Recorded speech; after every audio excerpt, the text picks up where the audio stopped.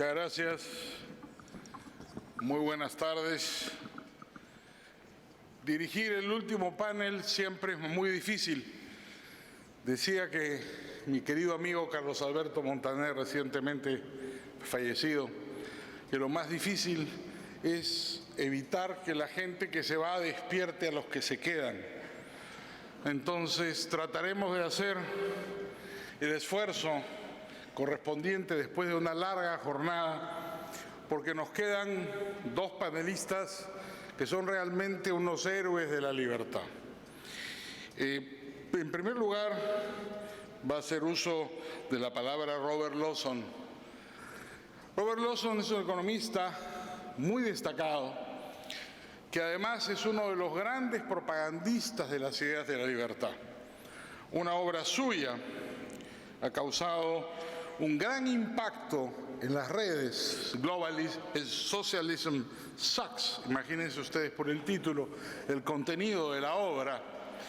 Según Google, tiene más de 12.000 citas, con lo cual Robert se ha convertido, además de un académico de gran prestigio, en uno de los autores intelectualmente más influyentes del mundo contemporáneo en las redes.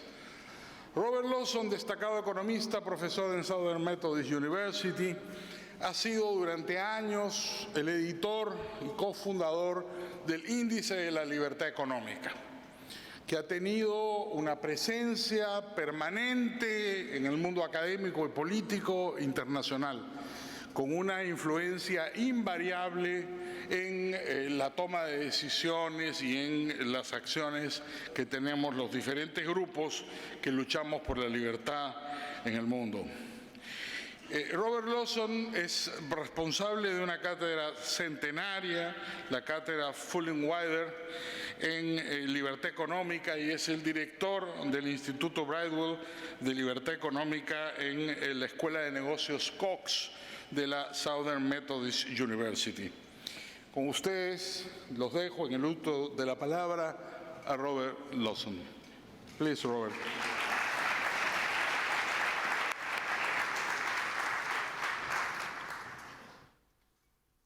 Thank you, Enrique. Gracias, Enrico. Entendí cero de la traducción porque no, de tu presentación, porque no escuché la traducción. Pero bueno, no puedo hablar en español. Espero que ustedes entiendan justamente lo que tengo que compartir con ustedes hoy. Bueno, ayuda mucho superar la barrera idiomática. Lamento no hablar bien español. Es uno de los desafíos que todavía tengo que sortear. Una vez más agradezco a Enrique por la presentación e introducción, y al Cato Institute y a la Fundación Libertad y Progreso por la invitación a participar. Yo soy un gringo. Es la primera vez que vengo a la Argentina, y antes me costaba encontrar a la Argentina en un mapa, pero claro, desde el punto de vista de un economista norteamericano que sabe muy poco de la economía argentina, piense que soy un outsider. Estoy fuera del campo que cubre la Argentina, pero les voy a dar una idea general de la perspectiva que puede tener alguien externo al país. Como nos hemos reunido acá hoy, es siempre algo muy positivo, y voy a utilizar las diferentes áreas que hemos utilizado para establecer este índice de libertad económico. Ya lleva 30 años y fue un intento de establecer una calificación cuantitativa para medir diferentes áreas, y en el marco de algo que denominamos libertad económica. 165 países son calificados a través de este índice. Tenemos diferentes áreas que serán 60, 70 variables para cada una de las áreas. Organización del comercio. Tenemos una unidad de inteligencia e información económica. Recopilamos todos los datos que los ingreso en mi computadora y logramos tener un puntaje puntaje adecuado que refleja este índice. Tenemos 7 variables que vamos a analizar acá. En realidad voy a analizar en profundidad 5 de esas 7. Es, por ejemplo, la calificación de los países más capitalistas del mundo. ¿Cómo lo establecemos? Primero medimos el tamaño del gobierno, el tamaño fiscal, si hay equilibrio fiscal, cómo son los gastos, los impuestos y las empresas. Recopilamos toda la información del Banco Mundial, del FMI, desde la óptica fiscal para determinar el tamaño del gobierno. Luego analizamos la estructura legal y la seguridad legal en materia de derechos de propiedad. ¿Cómo funciona el marco jurídico, la legislación? ¿Qué tiempo lleva, por ejemplo, resolver una disputa judicial? ¿Y cómo se maneja judicialmente este tipo de controversias o juicios? Para medir también la seguridad que hay en cuanto a los derechos de propiedad y la certidumbre del sistema legal. Luego, el acceso a moneda robusta y sólida. Hacemos una medición en esta área que tiene que ver con la estabilidad monetaria e inflación, y también es muy importante la capacidad de poder elegir la moneda en la cual los individuos desean comerciar, hacer intercambios, y la existencia de monedas alternativas. La cuarta es la libertad del comercio internacional. El panel anterior abordó este tema en profundidad. Se trataron las tarifas y aranceles aduaneros en este caso, y también analizamos si existen controles de capital, restricciones a los flujos de capital a nivel internacional. Y por último, la regulación de diversas áreas que tienen que ver con el otorgamiento del crédito, el mercado laboral, la fijación de los salarios mínimos y las empresas en general, cuánto tiempo lleva, por ejemplo, comenzar un negocio, abrir una empresa, constituirla. Entonces, si el puntaje es alto, va a tener un gobierno limitado, pequeño, va a haber un sistema de derechos de propiedad absolutamente certero y seguro, va a haber un sistema monetario estable, va a haber libertad de comercio a nivel internacional, la economía va a estar abierta al comercio y también va a servir una regulación mínima de estas áreas. Ningún país es perfecto en cuanto a derechos de propiedad o establecer un sistema monetario sólido, pero a nivel planetario, los 65 países incluidos en el índice, con diferentes colores, el 25% superior son los azules, los verdes y los azules representan los que están en la parte superior del índice, y después los amarillos son los terceros y cuartos en rojo. Argentina, fíjense el color en que está en este momento. Hay otros países importantes que han descendido. Vemos a los Estados Unidos, tienen 8.1 en la última edición del índice, una buena posición, no tan alto como solía ser anteriormente. Ven en Hong Kong, tienen 8.6 y Singapur, que son países libres. Cuando observamos América Latina, vemos gran diversidad, los más bajos niveles. Tenemos a Argentina, número 3, Corea del Norte, Cuba, y en otros países donde analizamos los puntajes tenemos 160, 165 en total. Luego tenemos países como Chile, ven 7.7 en azul. En el índice es el más alto en países del continente americano, y el resto del mundo también observamos gran diversidad. Hablan de la liberación en China, 6.2, pero fíjense, China ha liberalizado mucho la economía, mucho más libres hoy que en tiempos pasados, pero no debemos exagerar la realidad. Hay controles en la economía y lo mismo se aplica a Rusia y a otros países. De manera que ustedes ya conocen esta información, donde la libertad económica se correlaciona con mayores ingresos, pero no con más desigualdad. En nuestra publicación hemos visto el promedio PBI per cápita en los países más libres, aquellos en azul, $55.000. Van al verde, es la mitad. Y luego el amarillo es la mitad de la mitad. Y luego el rojo ya es directamente la mitad de la mitad de la mitad. Entonces los países en rojo tienen un promedio mucho más bajo. El presidente Milei utilizó estos números en el foro de Davos, pero no mencionó mi nombre. Creo que esto es muy importante. En 8 minutos vamos a definir ahora lo que está pasando. ¿Cómo podemos medir esta libertad económica, el capitalismo? Mis amigos, los que son de izquierda, no sé si son amigos, pero en fin, me dicen, bueno, sí, estás midiendo la libertad en función del promedio del PBI, pero a la derecha ustedes tienen ahí justamente la libertad económica y la participación de los ingresos en el segmento más pobre, el 10%. Fíjense ahí, los que están más abajo, esos porcentajes determinan la participación o cuota en los ingresos. Y esto lo vemos en el mundo, porque hay desigualdades. Abajo, en el segmento más bajo, 2,5% de los ingresos. No importa si es, bueno, azul, verde, amarillo, rojo. Lo que hay es muchísima desigualdad. Muchísima gente se preocupa por esta situación. Yo también estoy preocupada, pero el tipo de sistema económico, sea capitalista o socialista, no genera mayor igualdad. Yo soy economista de profesión, hablo de guarismos, números, promedios, y ustedes quizás también dicen, bueno, no, es un cuadro con información que no hay que ser muy inteligente para entenderlo. Pero, ¿qué dice la literatura especializada? Hay muchísimo más de 1.300 trabajos, revistas especializadas, científicas en la materia, donde tenemos un displacer cuando las leemos, porque de alguna manera vemos que sigue existiendo la desigualdad.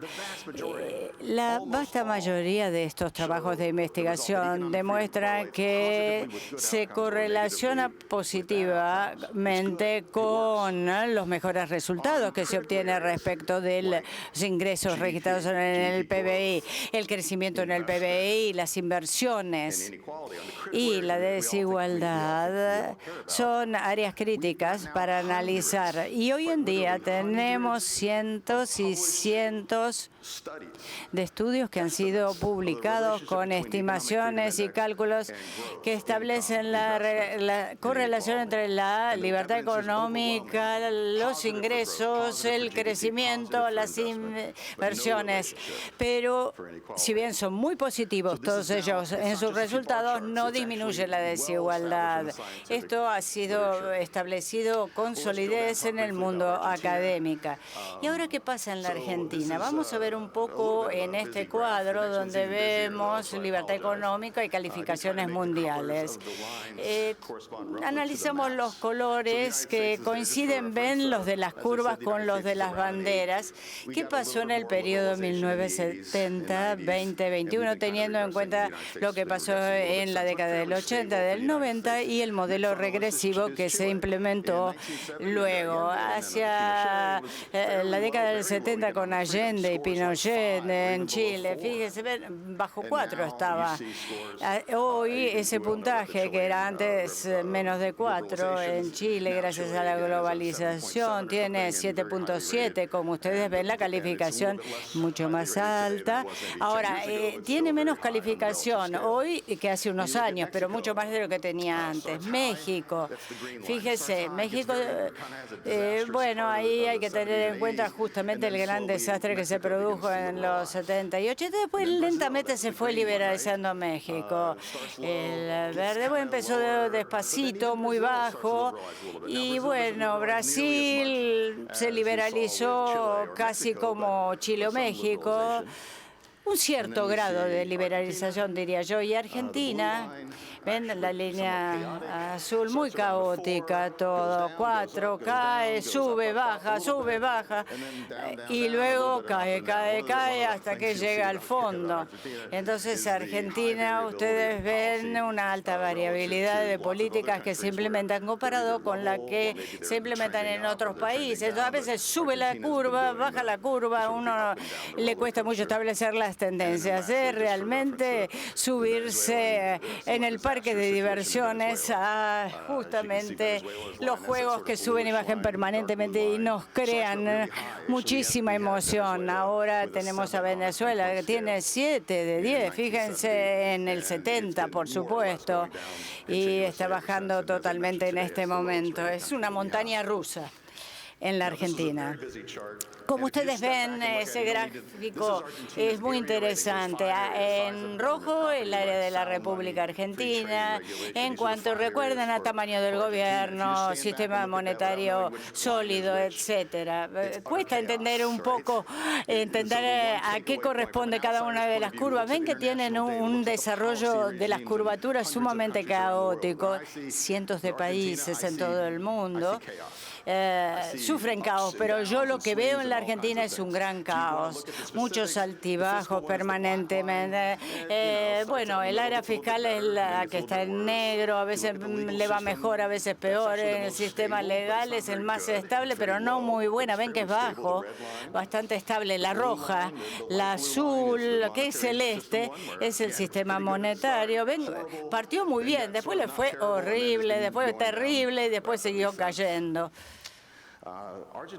Argentina, en libre comercio, bueno, está ubicada en los lugares más bajos, como ustedes pueden ver en el comercio mundial. Es un país que tiene el nivel menos libre en cuanto al comercio.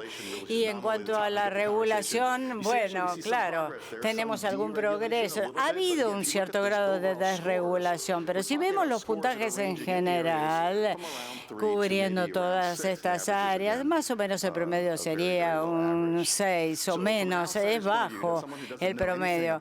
Alguien que no conoce absolutamente nada de la Argentina y mira los números, se los compara con los números que vemos para muchos otros países, vemos alta variabilidad y vemos puntajes que en general son muy bajos.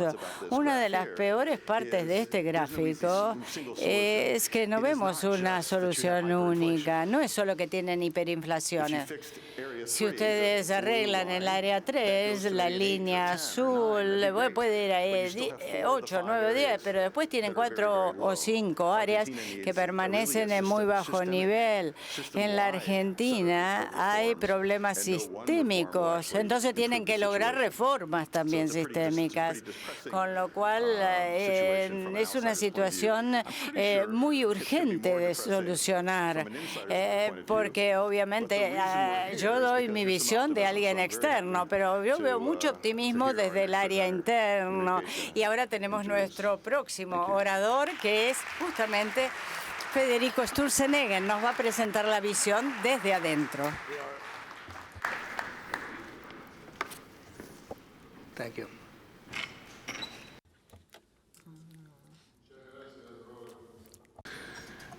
Ahora tiene el uso de la palabra Federico Sturzenegger. ¿Qué puedo decir de él? Su currículum es absolutamente impresionante. Federico, además de un doctorado en MIT, es profesor de economía en la Universidad de San Andrés, en la Universidad de Harvard, ha sido profesor en UCLA, diputado de la Nación, presidente del Banco Central de Argentina. Es decir, tiene una hoja de vida absolutamente impresionante, autor o coautor o ha editado por lo menos 10 libros sobre la materia. Tiene un vastísimo conocimiento, tanto como académico como en la práctica, como político, de la regulación. Y estoy seguro sus palabras serán sumamente importantes para todos nosotros, justamente al final de esta larga jornada del día de hoy. Por lo tanto, invito a Federico a tomar el uso de la palabra. Gracias. Bueno, muchas gracias por esa inmerecida introducción. Bueno, es lo último, ¿no?, que tenemos en el día, así que espero poder mantenerlos despiertos estos últimos minutos.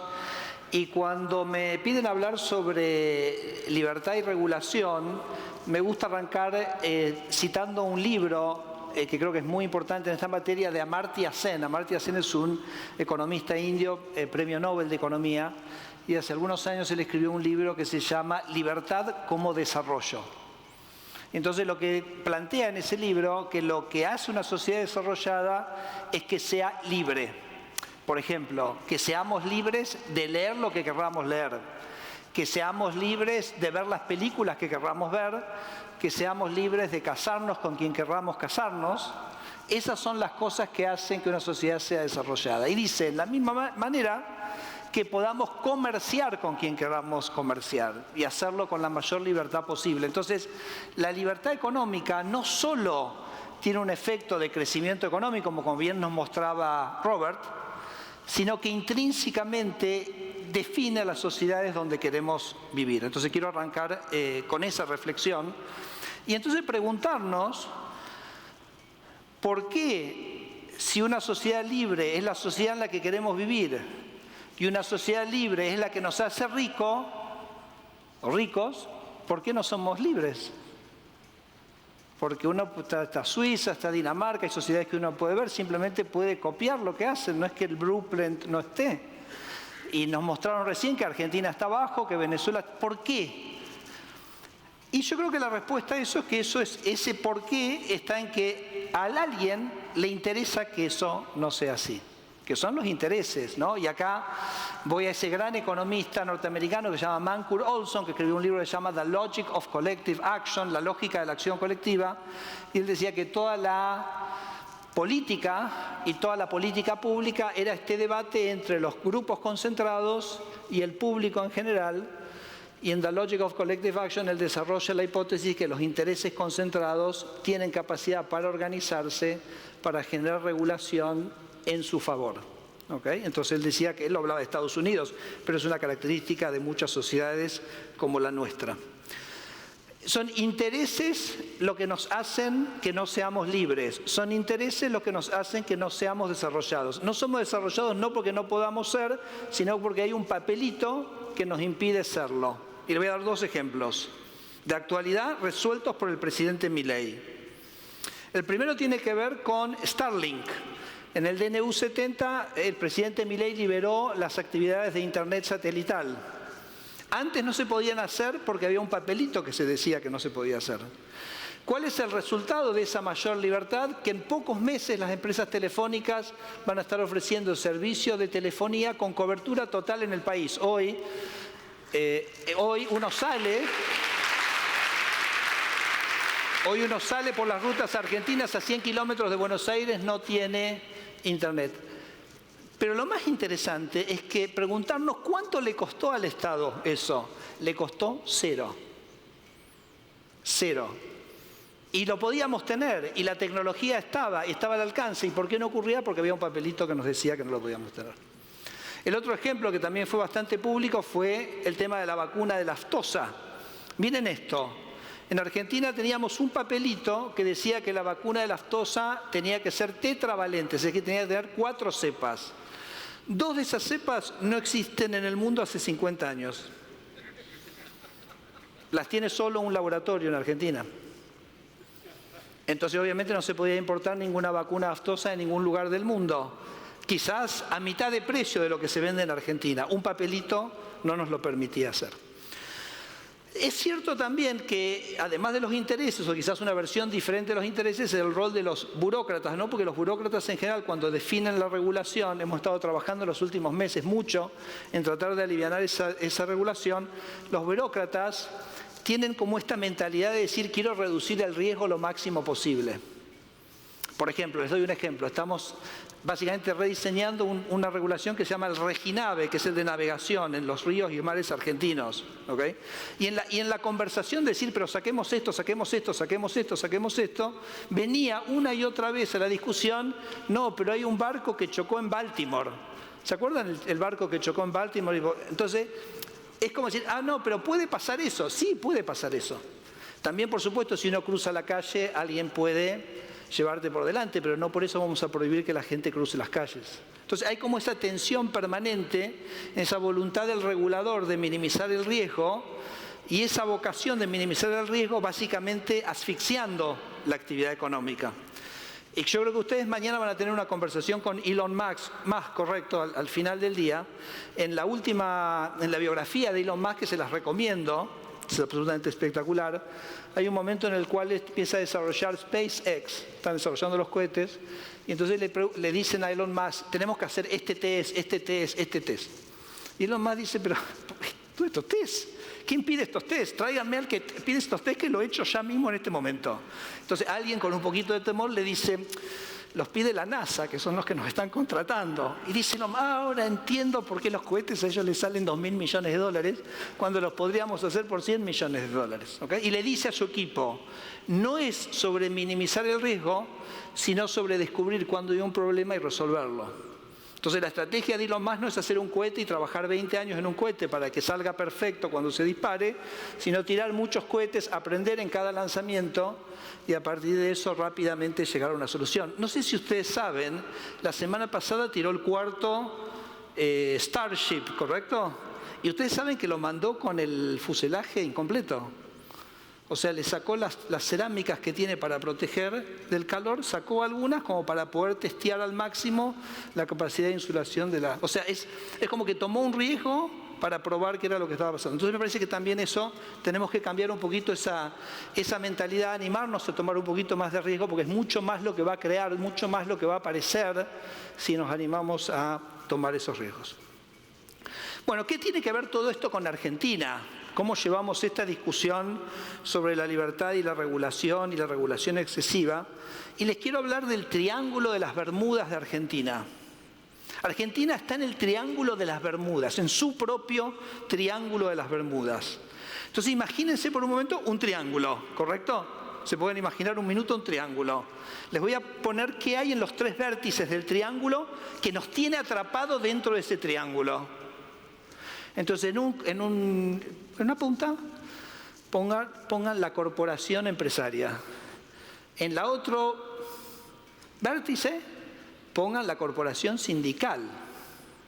Y en el de abajo, si quieren, van a poner al gran gestor político de esas corporaciones, que es el Partido Peronista. El Partido Peronista en Argentina...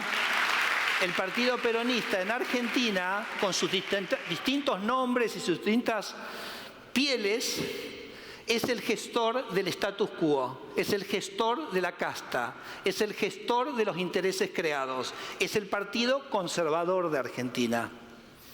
Y entonces nos tienen el Partido Peronista, la corporación sindical, nos tienen encerrados en ese Triángulo de las Bermudas, que es muy sólido y es muy rígido porque está embebido en nuestro marco legal. Nuestro marco legal instituye ese Triángulo de las Bermudas donde estas corporaciones logran extraer recursos del resto de la sociedad, logran poner sobre la mesa esos papelitos que les generan privilegios. Los sindicatos con sus cajas, los empresarios con lo que dijo Robert, el menor índice de apertura económica de una... Dijiste Robert, el menor número de apertura económica de tus 165 países. Sus promociones, su economía cerrada, sus subsidios, sus exenciones impositivas, las cajas sindicales, todo a costa del pueblo argentino. Yo lo llamo el status quo. Javier Milei lo llama la casta, el modelo de la casta. Y Javier le agrega un adjetivo que es el modelo empobrecedor de la casta. ¿Por qué? Porque cuando este sistema se instauró en el año, a los fines 60, a los fines de los años 60, cuando este sistema se hizo ley, que yo creo que acá el gran responsable de esto es el presidente Onganía, que fue el que institucionalizó este sistema de la casta, Argentina era un país que tenía 5% de pobres. Y hoy Argentina es un país que tiene 50% de pobres. Después de que se instauró el Triángulo de las Bermudas, Argentina creció a un ritmo de 0,5% per cápita real desde ese momento hasta acá. Cuando se instauró el Triángulo de las Bermudas de Argentina, Argentina era un país que era más rico que España. Hoy ni siquiera nos podemos comparar con España. Y es interesante porque esto no fue a principios del siglo XX, no fue hace 100 años, fuimos nosotros. Es en nuestras vidas, es nuestra generación la que es responsable de la debacle de Argentina. Y yo creo que el electorado dijo, basta, y esto tiene que cambiar, y creo que es el mandato que recibió Javier. ¿Cómo se puede, como me quedan 4 minutos, cómo se puede cambiar?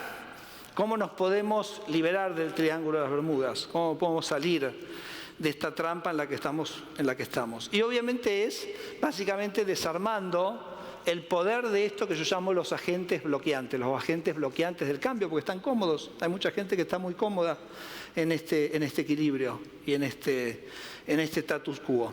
Para la corporación empresaria es la competencia. Porque la competencia es la que elimina las rentas.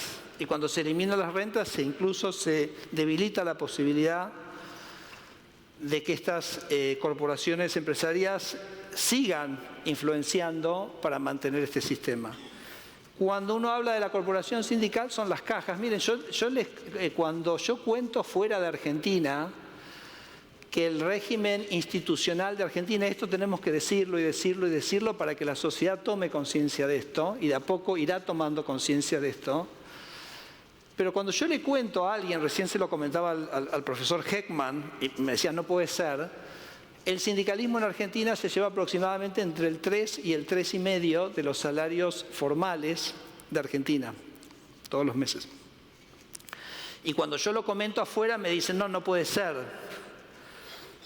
No puede ser, pero ¿cómo? ¿La gente que no está sindicalizada también tiene que aportar? Sí, tiene que aportar. La ley, el sistema, el Triángulo de las Bermudas te puso en un lugar donde también tenés que aportar, ¿no? Entonces, me parece que eso es algo que hay que trabajar. Se puede, o sea, se puede formar. Yo creo que hay un antecedente que me parece que es muy interesante.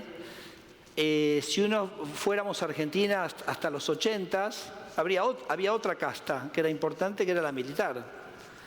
Argentina logró desactivar a esa casta. La logró sacar totalmente del juego. De hecho, yo no la menciono como parte de este Triángulo de las Bermudas. Y si ustedes se acuerdan, a veces las cosas ocurren de manera fortuita o quizás son la maduración de procesos. Ustedes se acuerdan que en los años 90 el presidente Menem eliminó la conscripción. Y los conscriptos eran básicamente la mano de obra, era la materia prima de los militares, y se las eliminó. Y cuando les eliminó la materia prima, los desfinanció. ¿De qué los desfinanció? Los desfinanció de soldados. Y entonces dejaron de ser un factor importante en la puja de poder en Argentina. Así que podemos hacerlo, podemos avanzar en este proceso, y creo que ese es el proceso en el cual está involucrado el presidente Milei, ¿no? Es una tarea ardua, es una tarea que implica creo que una perseverancia muy grande. Miren, les voy a decir 2 cosas, termino con esto. Hace muchos años, Australia, que también había tenido una historia bastante mala en el siglo XX como la de Argentina, de hecho, el ingreso relativo de un australiano a un argentino se mantuvo constante hasta principios de los años 80, implementó una serie de reformas estructurales, en muchos casos muy parecidas a las que implementó el presidente Menem. Pero con una diferencia, en Australia esas reformas perduraron, se establecieron, se consolidaron, en Argentina se revirtieron, ¿no? Después de la caída de la convertibilidad. Y a mí siempre me daba mucha curiosidad porque en Australia se habían mantenido, en Argentina se habían revertido. Y de hecho sabemos lo que pasó a Australia. Australia es uno de los países más ricos y más vivibles del mundo. Pero en el siglo XX, hasta los años 80, le había ido igual de mal que Argentina. Una vez le comenté esto al embajador australiano y él me dijo, mira, te pago un pasaje, anda a Australia y entrevistá a los que hicieron esto. Bueno, caballo regalado, no se le mira los dientes. Allí me fui a Australia y terminé entrevistando a un señor que se llama Paul Keating, que fue el ministro de Economía del primer ministro que hizo las reformas, se llama Bob Hawke. Ganaron 4 elecciones seguidas en el sistema parlamentario australiano. 3 Bob Hawke, y en la cuarta el primer ministro fue Paul Keating, que es esta persona que terminé. Y le pregunté cómo era que había sido este proceso de reformas. Y me dijo 2 cosas que me parece que son muy interesantes y muy aplicadas a este momento. Lo primero que me dijo es, mira, Federico, si vos mirás el proceso de reformas de Australia hoy desde la distancia, parece un proceso que fue casi como una cosa de relojería, ¿correcto? Perfecto, pensamos esta reforma, salió, tuc, tuc, tuc, tuc, todo perfecto. Nada más alejado de la realidad. Yo todas las noches llegaba a casa como si hubiera estado esquiando todo el día con un solo esquí. Entonces lo que me estaba diciendo es que los procesos de transformación en una democracia son complejos. Tienen avances, tienen retrocesos. Y hago un pie de página, antes de ir al último punto, que yo creo que Argentina está viviendo una experiencia democrática inédita. Inédita, porque tiene un Congreso independiente, un Congreso que le cambia las leyes al Congreso, un Congreso que emite leyes de iniciativa propia, que le pueden gustar o no al Ejecutivo, pero un presidente que se enoja con el Congreso, que para mí es una señal de la vitalidad de nuestra democracia. Yo fui diputado cuando el kirchnerismo tenía mayoría en el Congreso. Recuerdo discutir algunas leyes con el miembro informante del kirchnerismo y decirle, hay un error acá, y lo mira y me dice, sí, tenemos un error acá, y le digo, cambialo, corregilo. Me dice, yo no puedo cambiar una coma. El miembro informante del partido gobernante no podía cambiar una coma en una ley. Ese era el rol que tenía el Congreso en esa democracia. Y hoy tenemos una democracia vibrante, una democracia con debate, una democracia donde el presidente pelea por sus ideas con un Congreso independiente. Yo creo que eso lo tenemos que ver como una fortaleza de este extraordinario momento democrático que está viviendo Argentina. Digo, porque hay que cambiar un poquito la perspectiva, ¿no? A veces nos gusta el silencio, la libertad es más ruidosa y la independencia de poderes es más ruidosa también, y bienvenido sea.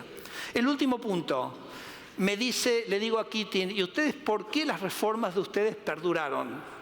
Y él dice, Federico, perduraron porque la gente sabía que nosotros éramos un grupo de gente honesta. No me dijo el índice de Economic Freedom, que seguramente lo tenía en mente y era importante, no me dijo de ciertas políticas, esto, lo otro, me dijo, la gente sabía que nosotros éramos un grupo de gente bien intencionada. Y cuando tenés un grupo de gente bien intencionada que viene a hacer política, la sociedad le da a la derecha, la sociedad le confía, la sociedad compra y el cambio es posible. Y yo creo que Javier está demostrando que tiene eso y creo que eso es lo que me hace ser sumamente optimista. Muchas gracias.